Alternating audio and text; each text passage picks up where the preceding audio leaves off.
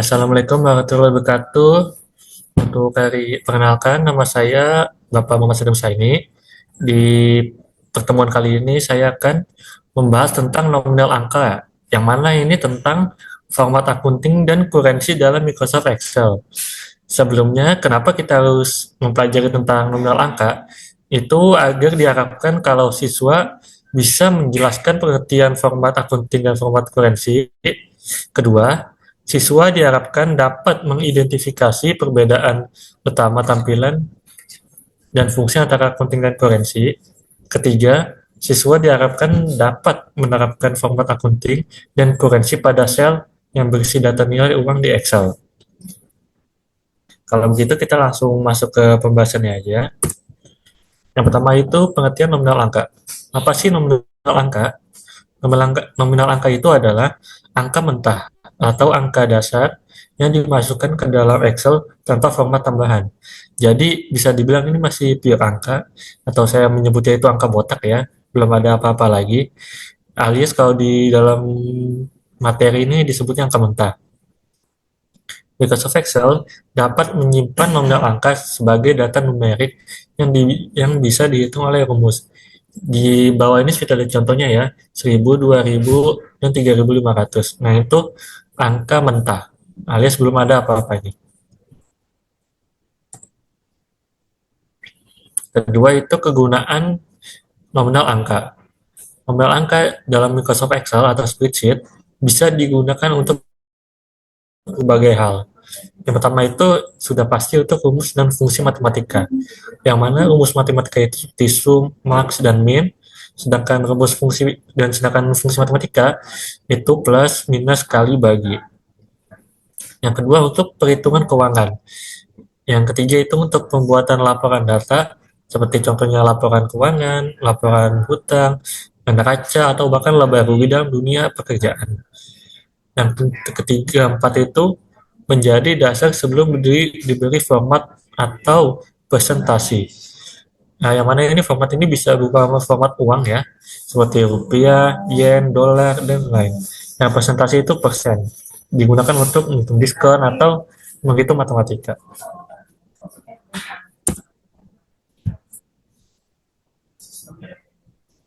Selanjutnya, cara membaca nominal.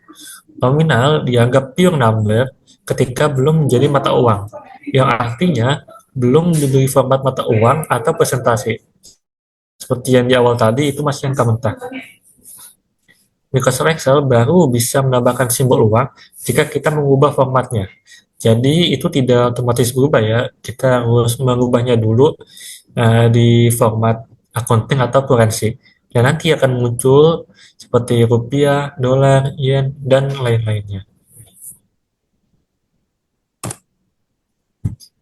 Selanjutnya kita masuk ke format kurensi. Apa sih itu format kurensi? Format kurensi itu adalah format uang di Microsoft Excel yang mana simbol mata uangnya itu menempel langsung pada angka. Seperti contoh ini ada 100.000 ya. Ini artinya itu menempel, alias nggak bisa dia. Dan juga ada 150.000. Dimana jika kita ubah ini nggak bakal terpisah, dia bakal nempel terus dan mengikuti. Dan berikut adalah ciri-ciri dari format kurensi. Pertama, simbol mata uangnya tadi menempel seperti contoh di sini 100.000. Yang kedua, penulisan negatif bisa menggunakan minus, kurang, atau warna merah. Yang mana ini yang berarti format kurensi itu fleksibel ya. Alias kita bisa pilih suka hati mau menggunakan minus, kurang, atau merah. Yang ketiga itu digunakan untuk keperluan sehari-hari. Biasanya ini untuk menghitung dagangan warung ya, atau toko kelontong, bukan untuk laporan resmi atau dunia pekerjaan. Selanjutnya ada format accounting, yang mana format accounting adalah format keuangan formal untuk dunia kerja atau akuntansi agar lebih rapi dan terstruktur.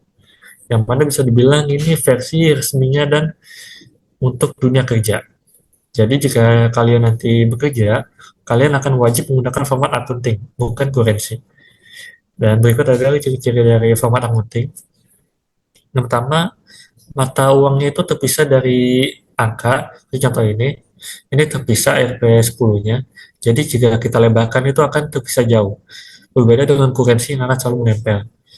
Yang kedua, jika nilainya 0, Excel tidak menampilkan seperti 0, tapi dengan strip alias FP strip. Yang ketiga, angka negatif hanya ditampilkan dengan tanda dan kurung. Contoh ini, jadi berbeda dengan kurensi yang bisa bebas, untuk accounting itu hanya bisa di dalam kurung seperti yang dicontoh. Yang terakhir itu dipakai untuk laporan resmi, seperti neraca, cash flow, dan laba rugi. Alias ini untuk dunia kerja, bukan untuk kehidupan sehari-hari atau bahkan untuk pembelajaran. Jadi ini perbedaan akunting dan kurensi. Yang sama itu dari simbol mata uang, yang mana kurensi ini menempel pada angka, sedangkan akunting itu terpisah dari angka. Untuk contoh tadi sudah saya jelaskan di awal. Yang kedua, penanganan angka 0. Kurensi ditampilkan sebagai FP0, sedangkan akunting ditampilkan sebagai strip alias FP strip. Jadi ini tidak ada angka jika menunjukkan angka 0. Yang ketiga itu menampilkan angka negatif.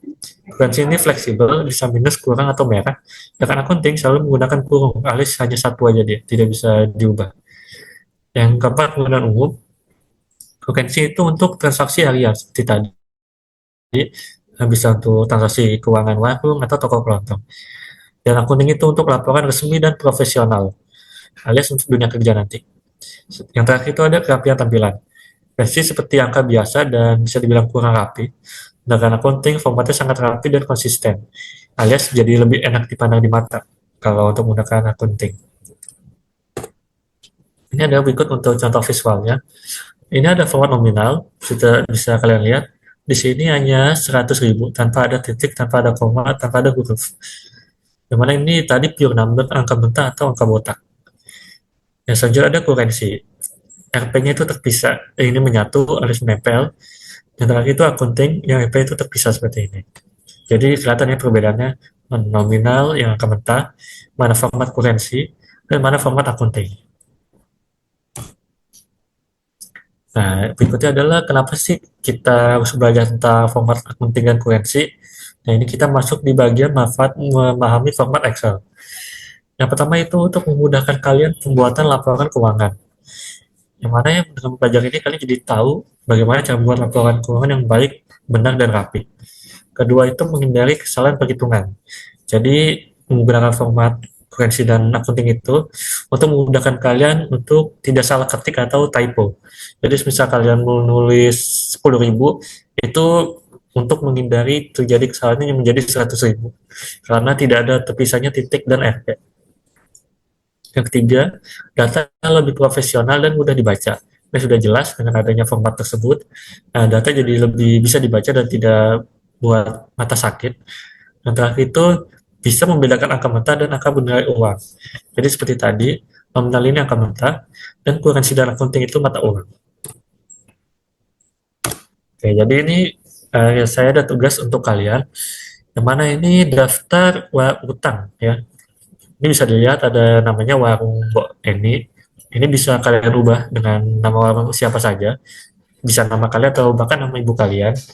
Nah, ini wajib ditulis daftar hutang karena kita kan buat tabel daftar hutang. Yang mana itu tabel berisi dari nomor. Kalian buat 1 sampai 5 aja, nggak usah terlalu banyak. Yang kedua itu ada nama peminjam. Ini kalian bebas membuat namanya siapa aja, asal jangan yang aneh dan berbau politik. Yang ketiga itu jumlah uang, jumlah hutang. Yang mana nih hutang ini angkanya harus kalian sama seperti ini, mulai dari 150.000 sampai 15.000. Yang keempat itu ada pembayaran, ini juga kalian samain, 20.000 sampai 15.000. Yang terakhir ada sisa hutang. Jadi tugas kalian itu membuat bagaimana jumlah hutang ini menjadi merah seperti ini dengan angka minus, pembayarannya dengan angka positif itu hanya hitam, dan untuk sisa hutangnya juga jika sudah lunas itu menjadi hitam, jika masih ada hutang itu menjadi merah. Nah itu formatnya seperti yang kalian lihat, ini RP-nya menyatu alias kalian menggunakan kurensi. Sedangkan bagaimana cara menjadi merah seperti ini atau menghasilkan sisa hutang seperti ini, nah itu adalah tugas kalian. Jadi ini untuk penilaian kali ini, yang mana ini saya akan menilai kalian berdasarkan kemiripan dan kesesuaian rumus dan format. Jadi seperti itu, silakan kerjakan dengan baik dan teliti. Perhatikan juga baris dan kolomnya di berapa, agar bisa sama persis dan juga tabelnya. Oke, mungkin kita masuk di bagian ending ya, yang mana ini kesimpulan. Yang mana penting bagi kita untuk memahami berbagai bentuk format uang, termasuk tadi format kurensi dan akunting, yang mana itu bisa membuat kita memahami caranya membuat laporan keuangan yang lebih baik dan menyesuaikan diri dengan perubahan zaman jika kita mengetahui sifat dan penggunaan setiap jenis uang. Jadi kalian tidak hanya melihat atau mempelajari, tapi juga mengetahui sifat dan mempraktikkannya secara langsung di pertemuan kali ini. Ya, mungkin sekian dulu untuk materi hari ini. Ini ada sedikit kata-kata dari saya, yang mana saat hati kamu yakin, kau akan tahu. Dan jika hatimu benar, segala akan terasa emas. Oke, jadi sekian dulu untuk materi kali ini. Silahkan kalian pelajari lebih lanjut dan kerjakan tugasnya. Kurang lebihnya mohon maaf. Wassalamualaikum warahmatullahi wabarakatuh.